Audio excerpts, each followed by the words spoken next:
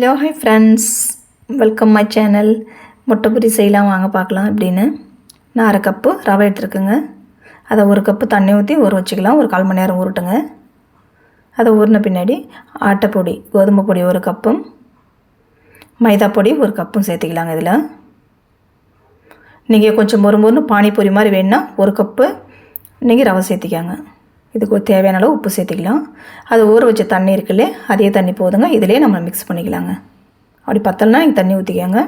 எனக்கு இதுவே போதுமாக இருந்துச்சு. உங்களுக்கு மொறுமொறுன்னு வேணுன்னா, அதாவது ரவையும் சேம் 3ம் ஒரே மெஷர்மெண்ட்டில் எடுத்தீங்கன்னா மொறுமொறுன்னு பானிபூரி மாதிரி வருங்க. இது பானிபூரி கடையிலேருந்து ஒரு ஆள் சொன்ன ஐடியா தாங்க. நல்லா அடித்து எடுத்துக்கலாம். இது கொஞ்சமாக எண்ணெய் விட்டு பிசைஞ்சிக்கலாம். எண்ணெய் விட்டு பிசையும்போதும் கையில் ஒட்டாது வரும். நல்லா பூரி வரத்துக்கு நல்லாயிருக்குங்க. இது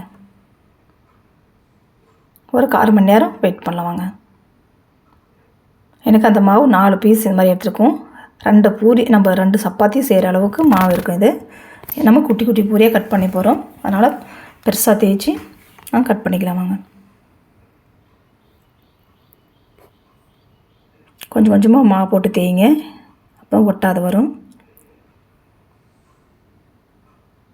எண்ணெய் போடுறத விட இது மாவு போடுறது இதுக்கு பெஸ்ட்டாக இருக்குங்க.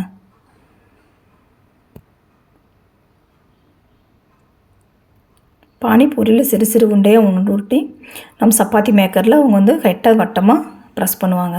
நமக்கு அது கையில் இல்லாதனால நான் இந்த மூடியை வச்சு தாங்க நான் கட் பண்ணிக்கிறேன்.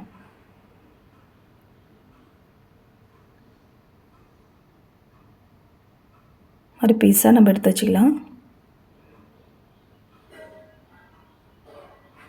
எண்ணெய் காஞ்சிடுச்சுங்க. இனி அதை போட்டு எடுத்துக்கலாம்.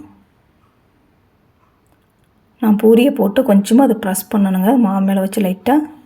அப்போ மேலே நல்லா உப்பி வரும். இது குழந்தைங்களுக்கு ரொம்ப பிடிக்கும். கண்டிப்பாக எங்கள் வீட்லேயும் செஞ்சு பாருங்கள். நான் இது முறைன்னு செய்யறதுக்கு நான் முட்டை கிரேவி வைக்கலுங்க. முட்டை மசாலா தான் வச்சுருக்கோம். அதனால் கொஞ்சம் சாப்பிட்டா தான் இருக்கும். இது